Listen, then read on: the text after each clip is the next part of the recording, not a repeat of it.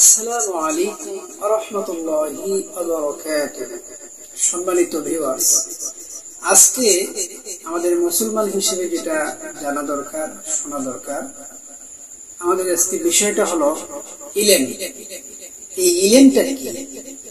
আল্লাহ রাসূল সাল্লাল্লাহু আলাইহি ওয়াসাল্লাম এই সম্পর্কে কি বলেছেন, এমনকি আল্লাহ রাব্বুল আলামিন কি বলেছেন, সেই অনুযায়ী আমাদের আমল করা ঈমানি দায়িত্ব।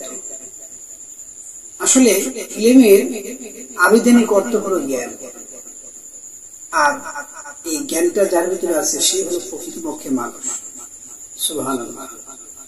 আল্লাহ রাসূল সাল্লাল্লাহু আলাইহি ওয়াসাল্লাম এই ইলম বিষয়ে বলেছেন ছোট্ট একটা হাদিস, খায়রুকুম মান তাআল্লামাল কুরআনা ওয়া আল্লামা। আল্লাহ রাসূল সাল্লাল্লাহু আলাইহি ওয়াসাল্লাম বলেছেন সর্বোত্তম ওই ব্যক্তি যিনি দ্বীনি ইলম শিক্ষা করে। তাহলে মুসলমান হিসেবে আমাদের দ্বীনি ইলম শিক্ষা করার দরকার আছে, আমাদের শিখতে হবে।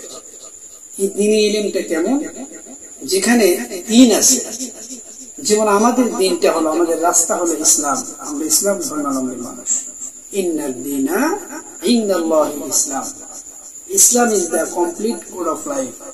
ইসলাম হলো মনোনীত জীবন ব্যবস্থা। সুবহানাল্লাহ। তাহলে এই ইসলামকে জানার জন্য, বোঝার জন্য আমাদের সর্বপ্রথম যে কাজটা, সে কাজটা হলো ইলম শিক্ষা করা। জ্ঞানটা যদি আমাদের ভিতরে থাকে তাহলে আমাদের সব রাস্তা আমাদের ক্লিয়ার হয়ে যাবে। যেমন নামাজের সময়, হজের সময়, যাকাতের সময়, অর্থাৎ রান্নাঘর থেকে পার্লামেন্ট পর্যন্ত যতগুলো কার্যাবলী, কাজ কর্মগুলো আছে মুসলমান হিসেবে, সেগুলো আমাদের করাটা সহজ হয়ে যাবে। আর যার ভিতরে ইলম নাই, এই জ্ঞানটা যার ভিতরে নাই, এই সে হলো পুরোটাই মূর্খ।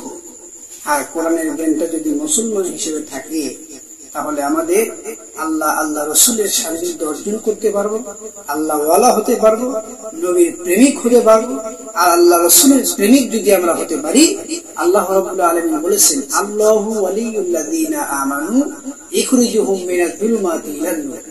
আমাকে যদি তোমরা বন্ধু ভাবতে পারো, গার্ডিয়ান ভাবতে পারো, অভিভাবক ভাবতে পারো, তাহলে অন্ধকার থেকে আলোর দিকে আমি আল্লাহ রাব্বুল আলামিন তোমাদেরকে নিয়ে আসব। সুবহানাল্লাহ।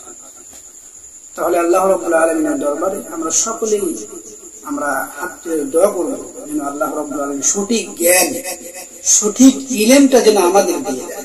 সুবহানাল্লাহ। ওয়া মা আলাইনা ইল্লাল বালাগ। আসসালামু আলাইকুম ওয়া রাহমাতুল্লাহি ওয়া বারাকাতুহু।